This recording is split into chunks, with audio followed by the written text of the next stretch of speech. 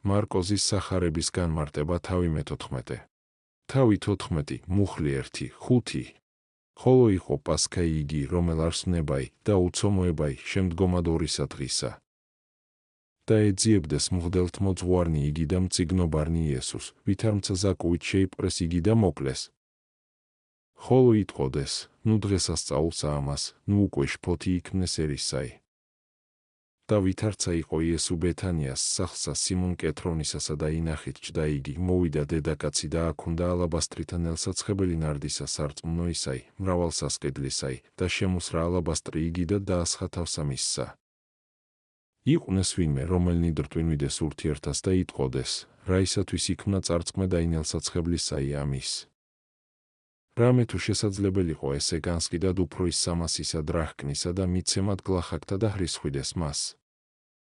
საბჭო ქრისტეს წინააღმდეგ 4 შაბათს შეიკრიბა. აი მიზეზი იმისა, თუ რატომ მარხულობთ 4 შაბათს. მტრებს სურდათ მოეცადათ, ვიდრე დღესასწაულის ჟამი გაივლიდა, მაგრამ ეს არ იქნია დაშვებული. უფალმა თავად განსაზღვრა რა თავის ვნება, კეთილინება სწორედ პასექის დროს მიეცა თავი ჯვარცმისთვის, რადგანაც თავად იყო ჭეშმარიტი პასექი. აქ უნდა გაგვაკვირვოს უფლის ძლიერებამ. ვინაიდან როდესაც მტრებს სურდათ შეეპყროთ იგი, მაშინ არ შეეძლოთ, ხოლო როდესაც არ სურდათ დღესასწაულის მიზეზით, მან თავად მისცა მათ საკუთარი თავი. და ვითარცა იყო იესო ბეთიანიას სახლსა სიმონ კეთროვანისასა და ინახით იჯდა იგი, მოვიდა დედაკაცი ნელსაცხებელს ახსენებს 4-ვე მახარებელი და ზოგიერთნი ფიქრობენ, რომ ყველა ისინი ერთსა და იმავე დედაკაცს გულისხმობენ. მაგრამ ეს არ არის სამართლიანი, ეს 2 სხვადასხვა დედაკაცია, რომელთაგან ერთს მოიხსენიებს იოანე, 12:3, ეს იგივე ლაზარეს და მეორეს კი დანარჩენი 3 მახარებელი, ხოლო თუ ჩაუკვირდები აღმოაჩენ, რომ ისინი 3 იყვნენ. ერთს მოიხსენიებს იოანე, მეორეს ლუკა 7:27-38, ხოლო დანარჩენი 2 მახარებელი, მესამეს ლუკასთან მოხსენიებული მეძავი იყო და სცხოუფალს მისი ქადაგების დროს, ხოლო მათესთან მოხსენიებულმა იგივე ყო. როდესაც მოახლოებული იყო უფლის ვნების ჟამი, ამასთან იგი არ იყო აშკარა მეძავი. უფალი შეიცირავს მის გულმოდგინებას, როგორც ნელსაცხებლებისთვის, ასე ბევრის გამღებისა. იყვნენ ვინმე, რომელნი დრტვინვიდეს, შენიშნავს მახარებელი, იოანე ამბობს, რომ დრტვინავდა იუდა, იოანე 12:3-5. შეიძლება ვიფიქროთ, რომ სხვა მოციქულებიც საყვედურობდნენ დედაკაცს, რამდენადაც ისინი მუდმივად ისმენდნენ ქრისტესგან სწავლებას მოწყალებაზე. მაგრამ იუდა დრტვინავდა დედაკაცზე არა იმ ფიქრით, რითაც დანარჩენები, არამედ ვერცხლის მოყვარეობის გამო, ბილწი ანგარების და გამო. ამ მიზეზით იოანე მხოლოდ მას მოიხსენიებს, როგორც დედაკაცის განკითხულს ბოროტი განზრახვით. და გრისხვიდეს მას, ანუ ბრაზდებოდნენ, საყვედურობდნენ, ლანძღავდნენ. თავი 14, მუხლი 6:9. ხოლო იესო ჰქვია მათ, აცადეთ მაგას, რაისა შრომასა შეამთხოვეთ. რამე თუ საქმე კეთილი ქმნა ჩემთანა. რამე თუ გლახაკნი მარადის თქვენთანა არიან. უკვე თუ გინდეს, ძალგიც კეთილის ყოფად მათა, ხოლო მე არა მარადის თქვენთანა ვარ. რომელი აქ უნდა, ხო, უსწრო ნელსაცხებელითა ცხებად ხორცს და ჩემთა დასაფლველად ჩემდა. ამენ გეტყვით თქვენ, სადაცა იქადაგოს სახარება იესე ყოველსა სოფელსა და რომელიცა ესე ქმნა, ითქუ მოდის სახსენებელად მაგისა. უფალი საყვედურობს მოციქულებს იმის გამო, რომ ისინი უდროს აბრკოლებენ დედაკაცის გულმოდგინებას. რაისა შრომასა შეამთხვიო, ეუბნება იგი, ხელს კრავთ რამას შემდეგ, რაც მან უკვე შესწირა ძღვენი. ამასთან ამ ხელს იუდასაც დაამბობს, მან ეს გააკეთა, რათა შევემზადებინე დასაფლელად და ცხადყოფს მის უსინდისობას, რადგან თითქოს ამით ეუბნება, შენ სასიკვდილოდ მიმცემელი არ საყვედურობს საკუთარ თავს, ხოლო განა ის იმსახურებს შენგან საყვედურს იმისათვის, რომ ნელსაცხებელი მოიტანა, რათა განვემზადებინე დასაფლელად და ამასთან, თითქოს და ღმრთის განსაკუთრებული შთაგონებით. აქ უფალი წარმოსთქვამს 2 წინასწარმეტყველებას. პირველი, რომ სახარება ნაქადაგები იქნება მთელ მსოფლიოში, მეორე, რომ ნაქადაგები იქნება დედაკაცის საქციელზეც. და შერცხვეთ მათ, ვინც ქრისტეს გლახაკებს ამჯობინებს. რადგანაც მე მსმენია ოქროს ოსტატთაგან, რომელნიც ამბობენ, რომ თუ კი დავინაწევრებთ საეკლესიო ჭურჭელს და დაურიგებთ გლახაკებს, ცოდვა არ იქნება. და ისმინონ, როგორ აფაესებს ქრისტე მის და მსახურებას უფრო მეტად, ვიდრე გლახაკთა მსახურებას. სწორედ ოქროს ფეხშუმზე იმყოფება ხოლმე ჭეშმარიტი ხორცი ქრისტესი, ხოლო ბარძიმში სისხლი ქრისტესი. ამიტომ, როდესაც ვინმეს მიაქვს ეკლესიიდან ძვირფასი ფეხშუმი და აიძულებს ქრისტეს ხორცის დაბრძანება სუდ ფეხშუმზე, იმოწმებს რა გლახაებს და ეიცოდეს, რისი თანამონაწილე ხდება. თავი 14, მუხლი 10, 11 და იუდა ისკარიოტელი 1:12-თაგანი წარვიდა მღვდელთ მოძღვართა მათ მიმართ, რაითა მისცეს იგი მათ. ხოლო მათ ვითარცა ესმა ესე მისგან განიხარეს და აღუთქვეს მას მიცემად ვეცხლი. და ეძიებდა ვითარმცა ჟამსამარჯვესა მისცა იგი მათ. მაშინ, როდესაც დედაკაცმა შესაფერისი პატივი მიაგო ქრისტეს, მოწაფე მტრობს მას და ამასთან 1:12-თაგანი, ვინაიდან ტყუილად არ არის ნათქვამი, 1:12-თაგანი არამედ იმის საჩვენებლად, რომ ისიც ყველაზე უფრო რჩეული მოწაფეთა შორის იყო. რას ნიშნავს გამოთქმა რაითა მისცეს იგი, იმას ნიშნავს, რომ ეცნობებინა მათთვის, როდესაც ქრისტე მარტო იქნებოდა. მას რომ სწავლების დროს დასხმოდნენ თავს ეშინოდათ ხალხს სიმხრიდან უბედურებას არ სწეოდნენ, ამიტომ იუდამ აღუთქვა მიეცა იგი მათთვის, როდესაც იგი ყველასგან განმარტოვდებოდა. თავი 14, მუხლი 12, 15 და პირველ 300 დღესა უცომოებისასა ოდეს პასექსა მას დაჰკვლიდეს, რქვეს იესოს მოწაფეთა მისთა, სადა გნებავს, წარვიდეთ და მოგიმზადოთ შენ, რაითა სჭამოვნება ესე. და წარავლინა ორნი მოწაფეთა მისთაგანი და ხრქუა მათ, წარვედით ქალაქად და შეგემთხვიოს თქვენ კაცი, რომელსა ლაგვინითა წყალიზე ედგას და შეუდეგით მას, ვიდრეცა შევიდეს. და არქუთ სახლისა უფალსა მას, ვითარმეთ, მოძღვარი იტყვის, სადა არ სავანე, სადა იგი პასექი მოწაფეთა ჩემთა თანავ ჭამო. და მან გიჩვენოს თქვენ ქორი დიდი და გებული და მომზადებული, მომზა მიყავთ ჩვენ. უცომოების პირველ დღეს მახარებელი ხუთსაბათს უწოდებს, რომელიც უშუალოდ უსწრებდა წინ პასექის დღესასწაულს, რადგანა პასექის ჭამას იუდეველები იწყებდნენ პარასკევს. მოწაფეები მიდიან და ეკითხებიან, სად წამონ პასექი? აქედან ჩანს, რომ არც ქრისტეს ჰქონია საკუთარი საცხოვრებელი, არც მოწაფეებს ჰქონდათ საკუთარი სახლები, რომ ჰქონოდათ, თავისთან მიიღებდნენ. თავის ორ მოწაფეს, პეტრეს და იოანეს, როგორც ლუკა ამბობს, იგი უცნობ ადამიანთან აგზავნის უჩვენებს რა ამით, რომ მას შეეძლო არცვნებულიყო, თუ კი მოინდომებდა. ვინაიდან ის, ვინც უცნობი ადამიანი განაწყო მიეღო იგი, რას აღარ მოახენდა სხვებში. ამასთან აძლევს მოწაფეებს ნიშანს, თუ როგორ იპოვონ საძიებელი სახლი, კერძოდ, უბრძანებს გაჰყვნენ ადამიანს, რომელსაც ლაგვნით წყალი მოაქვს. მაგრამ შეიძლება აუხსნათ ეს გადატანით იმ მშივნელობითაც. აგუნით წყალი მიაქვს მონათლულს. იგი მიდის სახლში, რომელიც შეეფერება მის გონით სულიერ მდგომარეობას. რამე თუ ნათლობის მატარებელი მიდის სიმშვიდეში ცხოვრების სიტყვით და მშვიდდება ამ მდგომარეობაში, როგორც სახლში. სახლის უფალი არის გონება, რომელიც უჩვენებს ქორს დიდს, ანუ ამაღლებულობას საკუთარი ზრახვებისა. მაგრამ ეს ქორი დაგებულია, ანუ მართალია ამაღლებულია, მაგრამ არა სასტიკი და ამპარტავანი, პირიქით დაგებულია და მომზადებული სიმდაბლით. სწორედ აქ ვამბობ, ამგვარ გონებაში მზადდება პასექი ქრისტესათვის ორი მოწაფის პეტრესა და იოანეს, ანუ ქმედებისა და ჭვრეტის მიერ, რამე თუ პეტრე ფიცხი და ქმედითი იყო, იოანე კი როგორც ღვთისმეტყველი, მჭვრეტელი. თავი 14, მუხლი 16, 21 და გამოვიდეს მოწაფენი მისნი და მოვიდეს ქალაქად და პოვეს ეგრეთ, ვითარცა ხრქუა მათ იესურ და მოხმზადეს ვნება იგი. და ვითარცა მწუხრი იყო, მოვიდა 12-თა მათ თანა. და ვითარ ინახით სხდეს და ჭამდეს, ხრქუა იესუ, ამენ გეტყვით თქვენ, ვითარმეთ, ერთმან თქვენგან მან მიმცეს მე, რომელი ჭამს ჩემთანა. ხოლო მათ იწყეს მწუხარება და სიტყვად მისა თითოეულმან, ნუ უკვე მე ვარ. და სხვა მან თქვის, ნუ უკვე მე ვარ. ხოლო იესუ მიუგო და ხრქუა მათ, ერთმან 12-თაგანმან, რომელმან შთამოყოს პინაგსა ამას ხელი ჩემთანა, იგი მიმცემს მე. წესამე კაცისა იწარვალს, ვითარცა წერილ არს მისთვის, ხოლო ვაი არს მის კაცისა, რომლისაგან ძე კაცისა მიეცემის, უკეთეს იყო მისა, უკვე თუმცა არა შობილიყო კაცი იგი. როგორღა იყვნენ ისინი მსხდომარენი, როდესაც სჯული ბრძანებდა ფეხზე დგომელას ეჭამათ პასექი?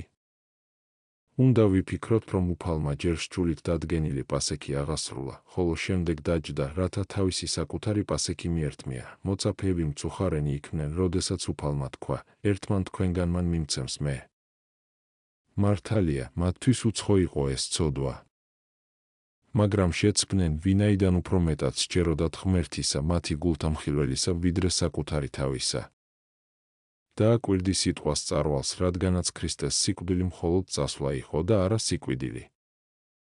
უკეთეს იყო მისა, უკვე თუმცა არა შობის იყო კაცი იგი. ის ნათქვამია იმ სასჯელზე, რომელსაც გამცემი დაექვემდებარება. რადგან უკეთესია სულაც არ დაიბადო, ვიდრე დაიბადო ტანჯვისათვის. ამრიგად ამ უკანასკნელის ბედთან მიმართებაში უკეთესი იქნებოდა თუ კი იუდა სულაც არ იარსებებდა. ვინაიდან უფალმა კეთილი საქმეებისთვის შექმნა იგი, ხოლო რამდენადაც იგი თავად ჩავარდა ასეთ საშინელ ბოროტ მოქმედებაში, მართლაც უკეთესი იქნებოდა თუ კი სულაც არ იშვებოდა. თავი 14, მუხლი 22, 25 და ჭამდეს რა იგინი, მოიღო იესო პური აკურთხა, განტეხა და მისცა მათ და ხრქუა, მიიღეთ და ჭამეთ, რამე თუ ესე არს ხორცი ჩემი. და მოიღო სასუმელი, ხმადლობდა და მისცა მათ და სუეს მისგან ყოველთა. და ხრქუა მათ, ესე არს სისხლი ჩემი ახლისა სჯულისაი, მრავალთათვის დათხეული. ხოლო ამენ გეტყვით თქვენ, რამე თუ არ ღარავსუა ნაყოფისა ამისგან ამის ვენახისა, ვიდრე მუნდღედმდე, რა ჟამს იგივსუა ახალი სასუფეველსა ღმრთისასა. ზოგიერთნი ამბობენ, რომ იუდა არ ეზიარა წმიდა საიდუმლოებებს, ვინაიდან იგი გამოვიდა მანამ, სანამ უფალი მიართმევდა მათ ამ საიდუმლოებად. სხვები ამბობენ, რომ პირიქით უფალმა ეს უმადურიც აზიარა თავის სიწმინდეს. აკურთხა რა, ანუ მადლობდა რა, უფალმა განტეხა პური. ასევე ვიქმთ ჩვენც, როდესაც ლოცვებს წარმოვთქვამთ. ეს ეუბნება, რასაც ახლა თქვენ მიიღებთ ჩემი ხორცია, რადგანაც პური სახე კი არა უფლის ხორცისა, არამედ თავად ქრისტეს ხორცი, რადაც პური გარდაიქმნება. და უფალი ამბობს, პური, რომელიმე მივსცე, ხორცი ჩემი არს ინ. 6:41 არ უთქვამს, სახეა ჩემი ხორცისა, არამედ ხორცი ჩემი არს და კიდევ უკვე თუ არას ჭამოთ ხორცი ძისა კაცისაი, იქვე 45. მაგრამ როგორ? შესაძლოა თქვას ვინმემ, ხორცი ხომ არა ჩანს. ეს ჩვენი უძლურების და გამოა ადამიანო. რამდენადაც პური და ღვინო არსებითად ჩვეულებრივი ნივთებაა ჩვენთვის, ხოლო რამდენადაც შემოთავაზებული ხორცისა და სისხლის დანახვა აუტანელი იქნებოდა და პირს ვიბრუნებდით მისგან, ამდენად კაცთმოყვარე ღმერთი, ჩვენ დამიგულმოწყალების გამო, უნარჩუნებს პურისა და ღვინის სახეს, მაგრამ ისინი გარდაიქმნებიან ხორცისა და სისხლის ძალით. თავის სისხლს ახალი აღთქმის სისხლი უწოდა, ძველი აღთქმისაგან განსხვავებით, ვინაიდან ძველ აღთქმაშიც იყო სისხლი, რომლითაც იპყურებოდა ხოლმე ხალხიცა და სჯულის წიგნებიც. არ ღარავსუა, ამბობს ის შემდეგ ნაყოფისა ამისგან ამის ვენახისა აღდგომამდე სასუფეველს აქ უწოდებს აღდგომას, რადგანაც მკვდრეთით აღმდგარი, იგი გამეფდა სიკვდილზე.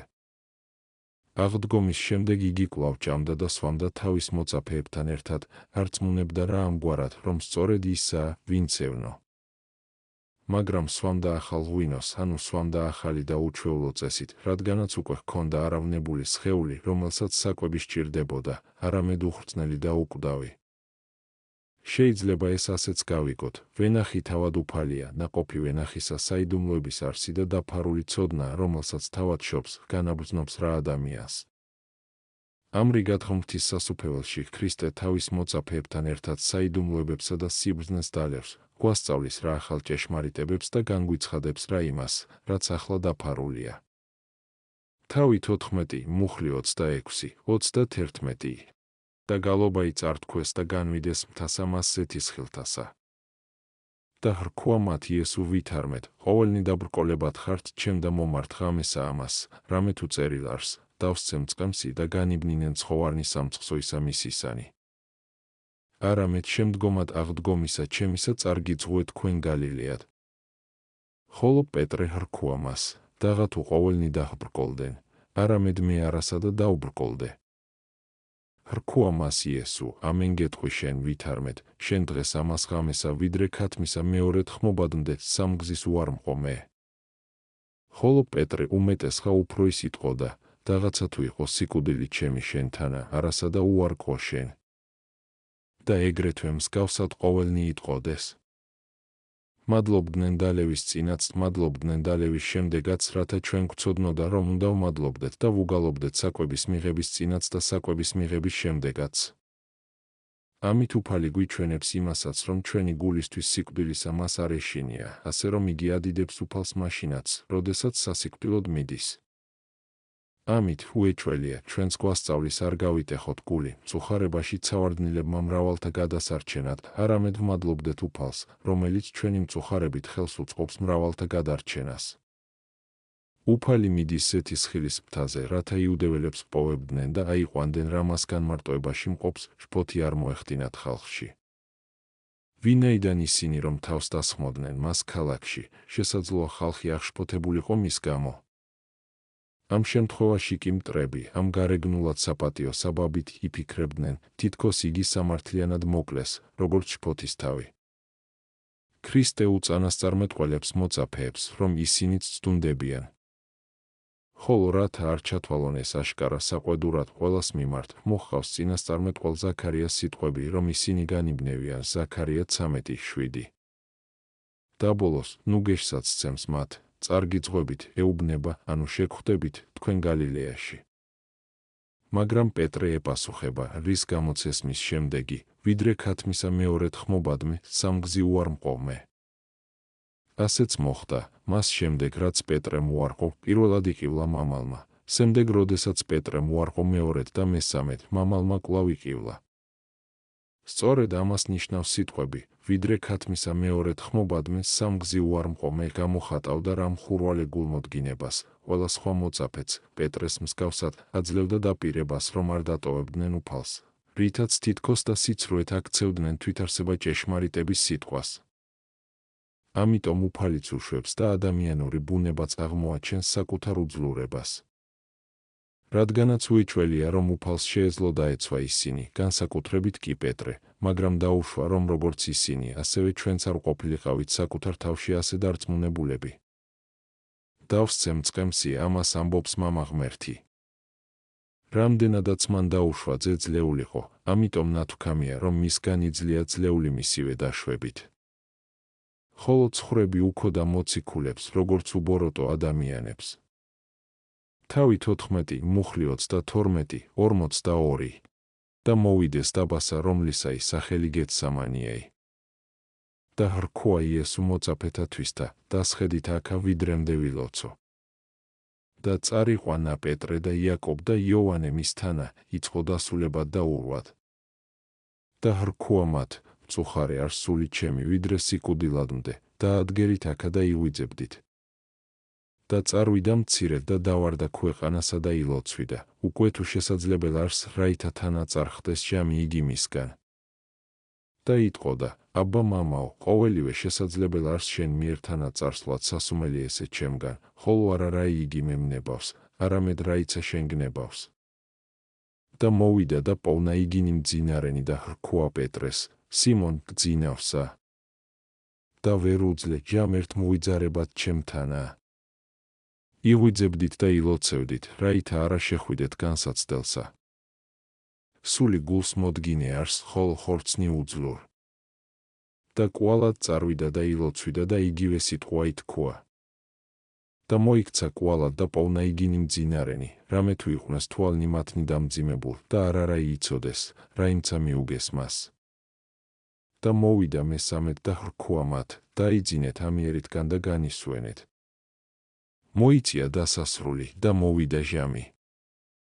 აჰა ესე რა მიეცემის ზე კაცისა იხელთა ცოდვილთასა. აღდეგით და წარვიდეთ ამიერ. აჰა ესე რა მიმცემელი ჩემი მოახლებულ არს. ქრისტეს ყოველთვის ჰქონდა ჩვეულება ელოცა განმარტოებით, მოგვცა რა მაგალითი იმისა, რომ ჩვენც ლოცვისას განმარტოება ვეძიოთ. მასთან მხოლოდ ის სამი მოწაფე მიჰყავს, რომლებიც მისი დიდების მოწმენი იყვნენ თაბორზე, რათა მათ იხილეს, რა იგი დიდებაში მყოფი, მწუხარებაში მყოფიც იხილონ და ამრიგად მიხვდნენ, რომ იგი ჭეშმარიტი კაცია და ჩვენს მსგავსად იგლოს და მწუხარებს. ვინაიდან მან სრულად მიიღო ადამიანი მისი ბუნებრივი თვისებებით, იგლოს და მჭმუნვარებს, უეჭველია ადამიანური ბუნებით, ჩვენ ადამიანები ხომ ბუნებით გარე მივიქცევით სიკვდილისაგან. ამრიგად, როდესაც ის ამბობს, ყოველივე შესაძლებელი არის შენ მიერ თანაწარსულად სასუმელი ესე ჩემგან, იგი აღმოაჩენს თავისში ადამიანურ თვისებას, მაგრამ შემდეგ დასცენს, მაგრამ არა რა იგი მემნებავს, არამედ რაიცა შენ გნებავს, რითაც გვასწავლის, რომ მიუხედავად ბუნებრივი მოთხოვნილებებისა, ვითხოვოთ ის, რაც ღმერთს სურს. ლოცვის შემდეგ მიდის რა მოწაფეებთან, იგი იმ სამ მოწაფეს მძინარეს პოულობს, მაგრამ მხოლოდ პეტრეს საყვედურობს, რითაც თითქოს და ეუბნება, განა შენ არ შემპირდი მომკვდარიყავი ჩემთან ერთად, მაგრამ ერთ საათსაც ვერ შეძელი გეფხიზლა. და განა შენ შეგიძლია არად ჩააგდო სიკვდილი. არამედ მღვიძარენი იყავით და იფხიზლეთ, რათა არ ჩაცვიდეთ განსაცდელში და არ უარმყოთ მე. მართალია, თქვენი სული მზდა არ უარმყოს, როგორც დამპირდი კიდეც, მაგრამ ხორცი უძლურია, ამიტომ თუ კი ღმერთი თქვენი ლოცვის წილ არ მისცემს თქვენს სხეულს ძალას, თქვენ უბედურება გეწევათ. და ისევ ცოტა მოსცილდა რამად, დაიწყო ლოცვა და იმავე სიტყვებს წარმოსთქვამდა, რასაც ადრე, რათა მეორედ ლოცვისად დაედასტურებინა, რომ არსებითად და ჭეშმარიტად კაცია და ჩნეთვისაც ესწავლებინა ხშირი ლოცვა და არა ისე, რომ ერთხელ ჩავილაპარაკებთ რა ლოცვისას რა რაცას, მაშინვე დაუტევოთ იგი, საჭიროა გულმოდგინეთ ვიმეოროთ ლოცვა.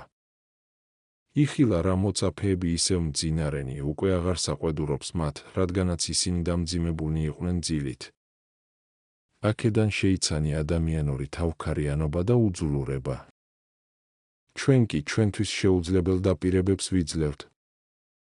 მესამედ ქრისტე იმავე მიზეზებით ლოცულობს, რაზეც ზემოთ ვისაუბრეთ. და კვლავაც მიდის მოწაფეებთან, მაგრამ უკვე აღარ ამხელს მათ, თუმცაღა კი ვერ განმტკიცდნენ, არამედ ძილს მისცეს თავი. მაშ ეუბნება იგი, დაიძინეთ ამიერიდან და განისვენეთ.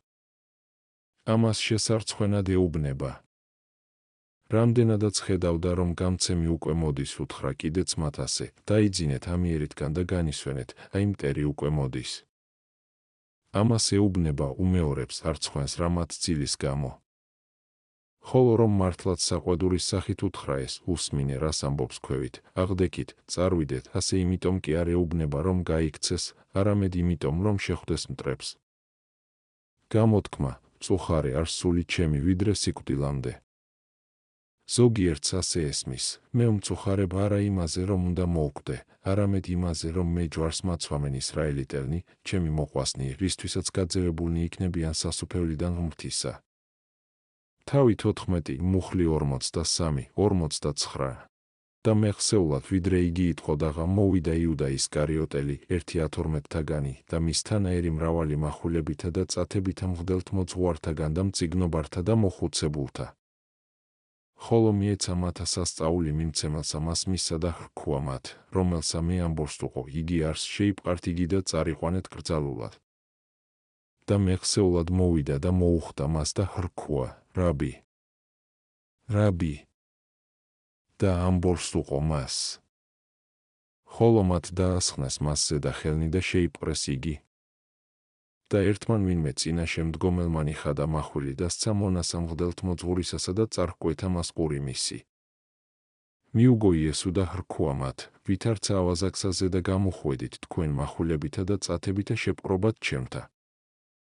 დღითი დღე თქვენთანა ვიყავთ აძარსაშინა, გასწავებთ და არა შემიპყართ მე, არამედ რაით აღესრულნენ წიგნი. ტყუილად არ არის დამატებული, 1:12-თაგანი არამედ განსასჯელად გამცემისა იმისთვის, რომ იგი იყო რა ერთი იმ უპირველეს მოციქულთა დასიდან ბოროტს რახავდა თავისი მეუფის წინააღმდეგ. მაგრამ შეხედე მის უგუნურობას, როგორ ფიქრობდა იგი ამ ბორით დაეფარა თავი უფლისაგან, იმედოვნებდა რა რომ მეგობრად მიიღებდნენ. თუ კი შენ მართლაც მეგობარი ხარ, შენ მტრებთან ერთად რაღაცომ მოხვედი. ჭეშმარიტად უაზრო ცბიერებაა. და ერთმან ვინმე წინაშე მდგომელმან, ეს პეტრე იყო. მარკოზი გაჩუმდა მის სახელზე, რათა არ ეფიქრათ, რომ იგი აქებს პეტრეს, თავის მასწავლებელს, მისი მოშურნეობის გამო ქრისტეს მიმართ. მაგრამ პეტრემ სხვათა შორის ყური მოაჭრა მღვდელმთავრის მონას, ამით ხდება მინიშნება იმაზე, რომ იუდეველები ურჩი, დაუმორჩილებელი და უყურადღებო ხალხი იყო წმიდა წერილის მიმართ. სხვაგვარად, მათ რომ ჰქონოდათ ყური მიპყრობილი წერილისადმი, ისინი ჯვარს არ აცვამდნენ უფალს დიდებისა.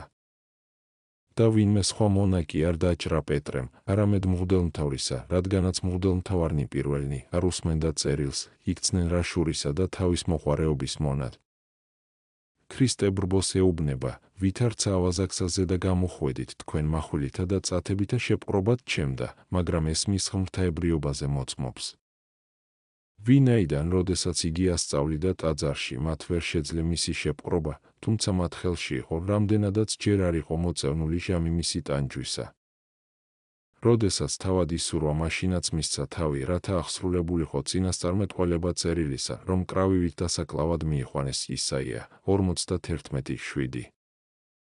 ყოველგვარი კამათის, ყოველგვარი დრტვინის გარეშე, ნებაყოფლობით გაჰყვა მის წასაყვანად მოსულებს. თავი 14, მუხლი 50, 54. მაშინ მოწაფეთა მისთა ყოველთა დაუტევეს იგი და იუტოდეს. და ერთი ვინმე ჭაბუკი მისდევდა მას და შეემოსა არდაგი შიშულიო. ხოლო სხვათა მათ ჭაბუკთა შეიპყრეს იგი. და მან დაუტევა არდაგი და იუტოდა მათგან შიშველი. და მიიყვანეს იესო კაიაფაის მღვდელთმოძღვარისა. და შეკრბეს ყოველნი მღვდელთმოძღვარნი და მწიგნობარნი და მოხუცებულნი.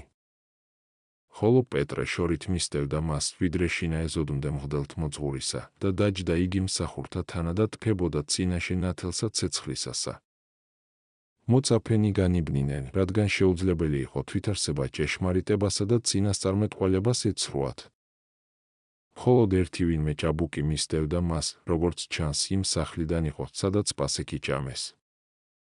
ზოგიერთები სხვათა შორის ფიქრობენ, რომ ეს იაკობი იყო, უფლის ძმა, მართლაც წოდებული, ვინაიდან იგი მთელი თავისი სიცოცხლე მანტიით დადიოდა, უფლის ამაღლების შემდეგ მან მიიღო მოციქულთაგან ეპისკოპოსის ტახტი იერუსალიმში.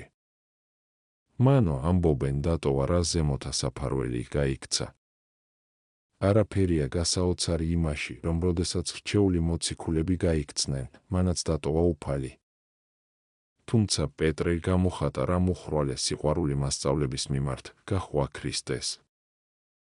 სჯული ბრძანებდა, რომ იუდეველებს ერთი მღვდელმთავარი ჰყოლოდათ მთელი თავისი სიცოცხლის განმავლობაში.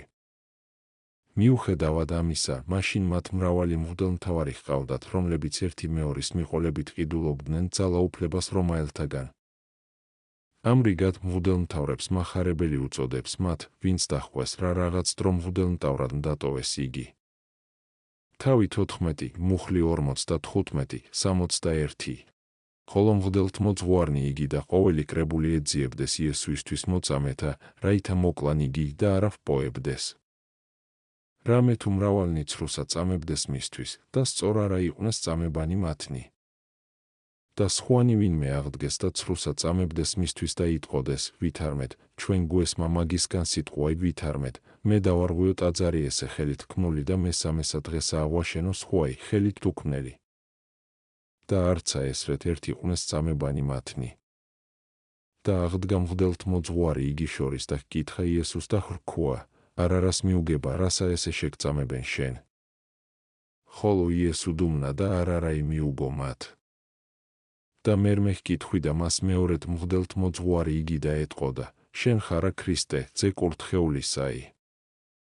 ადამიანები, რომლებიც თავად არიან განსჯის ღირსნი, არა იმისათვის, რომ შეიცნობს რა ჭეშმარიტებას ირწმუნოს იგი, არამედ იმისათვის, რომ ჰქონდეს რაიმე საბაბი მის განსასჯელად. სიტყვებს შენ ხარ ქრისტე ცხებული, იგი უმატებს ძე კურთხეულისა. რადგან მარავლნი იყვნენ ცხებულნი, რამდენადაც ამ სახელით იწოდებიან მეფეებიც, მღვდელმთავრებიც, მაგრამ არც ერთი მათგან არ იყო ძე ღმრთისა, მარადის კურთხეულისა და დიდებულისა. იესომ მიუგო, მე ვარ, თუმცა იცოდა, რომ ისინი არ ირწმუნებდნენ, იძულებული იყო ეპასუხა, რათა შემდეგ არ შეძლებოდათ თქმა, მისგან პირდაპირი მოწმობა არ მოგვისმენია თავის თავზე ვირწმუნებდითო.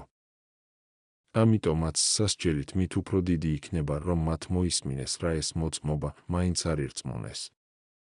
ამიერით განიხილოთ, ამბობს ის, ძე კაცისა იმარჯვენით მჯდომარე ძლიერებითა, ანუ მამისა ძლიერებას, აქ უწოდებს მამას. ვინაიდან იგი კვლავ მოვა არა უსხეულოდ, არამედ იმგვარად, რომ მისმა ჯვარცმელებმა მისი ხილვა და ცნობა შეძლონ.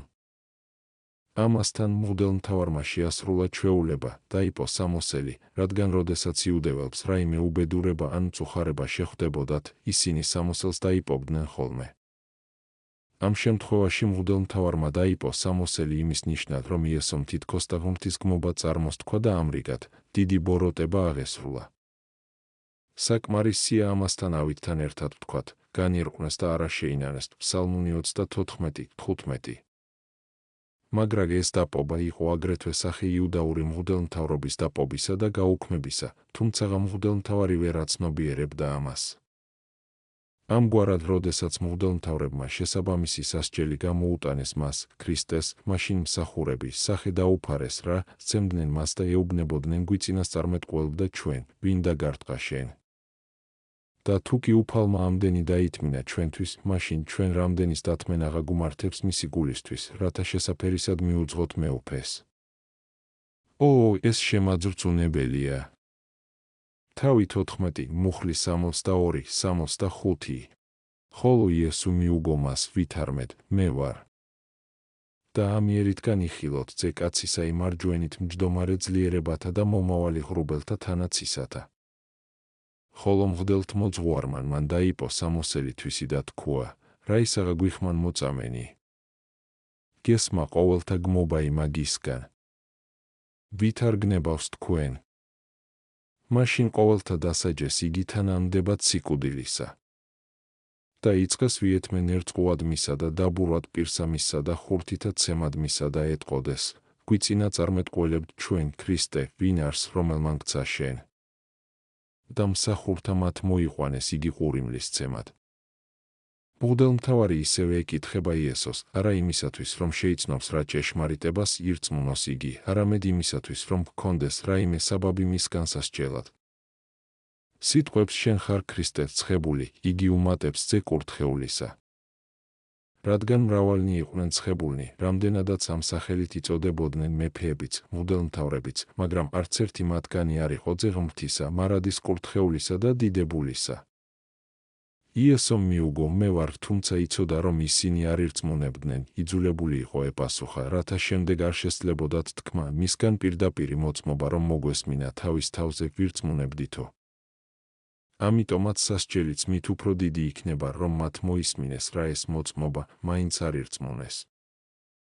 ამიერით განიხილოთ, ამბობს ის, ძე კაცისა იმარჯვენით მჯდომარე ძლიერებათა, ანუ მამისა ძლიერებას, აქ უწოდებს მამას. ვინაიდან იგი კვლავ მოვა არა უსხეულოდ, არამედ იმგვარად, რომ მისმა ჯვარცმელებმა მისი ხილვა და ცნობა შეძლონ. ამასთან მღვდელმთავარმა შეასრულა ჩვეულება, დაიპო სამოსელი, რადგან როდესაც იუდეველებს რაიმე უბედურება ან მწუხარება შეხვდებოდათ, ისინი სამოსელს დაიპოვდნენ ხოლმე. ამ შემთხვევაში მღვდელმთავარმა დაიპო სამოსელი იმის ნიშნად, რომ იესომ თითქოს და ღმრთისგმობა წარმოსთქვა და ამრიგად დიდი ბოროტება აღესრულა. საკმარისია ამაზე დავითთან ერთად ვთქვათ, განირყვნეს და არა შეინანეს ფსალმუნი 34:15. მაგრამ ეს დაპობა იყო აგრეთვე სახე იუდაური მღვდელმთავრობის დაპობისა და გაუქმებისა, თუმცა მღვდელმთავარი ვერ აცნობიერებდა ამას. ამგვარად, როდესაც მღვდელმთავრებმა შესაბამისი სასჯელი გამოუტანეს მას, ქრისტეს, მაშინ მსახურების სახე დაუფარეს რა, სცემდნენ მას და ეუბნებოდნენ გვიწინასწარმეტყველებთ ჩვენ, ვინ დაგარტყა შენ. და თუ კი უფალმა ამდენი დაითმინა ჩვენთვის, მაშინ ჩვენ რამდენის დათმენა გუმართებს მისი გულისთვის, რათა შესაფერისად მიუძღოთ მეუფეს. ეს შემაძრწუნებელია. თავი 14, მუხლი 66, 72. და იყო რაი პეტრე ეზოსა მასშინა, მოვიდა ერთი მხევალთაგანი მღვდელთმოძღვრისათაი. და ვითარცა იხილა იგი, თფებოდა რაი მიხედა მას და ხრქუა, შენცა იყავ იესუის თანა ნაზარეველისა. ხოლო მან უარყო და თქვა, არა ვიცი და არცა უწყი, რასა ეგე იტყვი შენ. და გამოვიდა პეტრე გარეშესა მას ეზოსა და ქათამან ხმატყო. და კვალადი ხილა იგი მხევალმანმა და იწყო სიტყვად წინაშე მდგომარეთა მათ ვითარმეთ, ესეცა მათგანივე არს. ხოლო მან კვალად უარყო. და შემდგომად მცირედისა ჟამისა წინაშე მდგომელნი იგი ეტყოდეს პეტრეს, ჭეშმარიტად მათგანი ხარ და რამე თუ გალილეველ ხარ, სიტყვა იცა შენი გამოგაჩინებს. ხოლო პეტრე იწყო შეჩვენებად და ფიცად ვითარმეთ, არა ვიცი კაცი ესე რომელსა იტყვით. და მეხსეულად მეორედ ქათამანი ყივლა და მოეხსენა პეტრეს სიტყვა იგი, რომელი ხრქვა მას იესო ვითარმეთ, პირველ ქათმისა ხმობადმდე მეორედ სამგზის უარმყო მე. და იწყო ტირილად.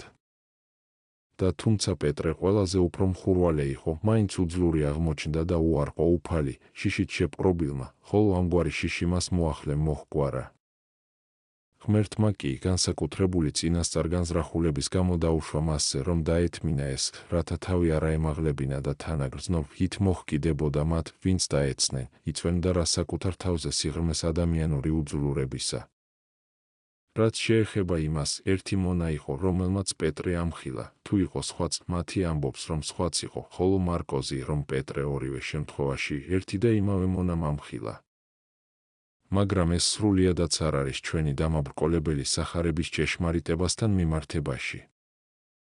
ვინაიდან აქ წინააღმდეგობა მახარებელთა შორის არ შეეხება რაიმე მთავარსა და ჩვენი ხნისთვის აუცილებელს. ხომ არ უთქვამს ერთს, რომ უფალი ჯვარს აცვეს, ხოლო მეორეს, რომ იგი არ აცვეს ჯვარს.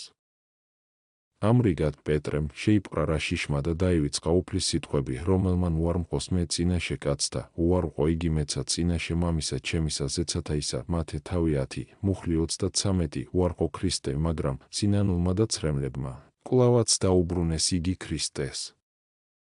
რადგან ნათქვამია, და იწყო ტირილად. ანუ აიფარა რა სახეზე ხელები, მწარედ იწყო ტირილი. მათემ საუბრობდა რა პეტრეს მიერ უარყოფაზე, გაურკვევად თქვა, ვიდრე ქათმისა ხმობადმდე. მარკოზმა ეს ახსნა, ვიდრე ქათმის მეორედ ხმობადმე. მამლები ჩვეულებრივ პირველად აკეთებენ რამოდენიმე შეძახილს, შემდეგ იძინებენ, ხოლო გარკვეული დროის შემდეგ ისევ იწყებენ კივილს. ამიტომ მათეს მიერ ნათქვამის აზრი ასეთია, ვიდრე ქათმისა ხმობადმე, ანუ სანამ მოასწრებდეს პირველად თავისი ყივილის დამთავრებას, სამგზის უარმყო მე. და შერცხვეთ ნოვატიანელებს, რომლებიც არ იღებენ ნათლობის სინანულს და წმიდა საიდუმლოებებთან ზიარების შემდეგ შემწოდეთ. აი პეტრე, რომელმაც უკვე წმიდა ხორცთან და სისხლთან ზიარების შემდეგ უარყო, კვლავ იქნა მიღებული მოციქულთა შორის. ამით წმინდანთა დაცემა იმიტომაც არის აღწერილი, რომ როდესაც ჩვენ ჩვენი უყურადღებობის გამო ვეცემით, მათ მაგალითს მივხედოთ და სინანულით ვეცადოთ გამოსწორებას.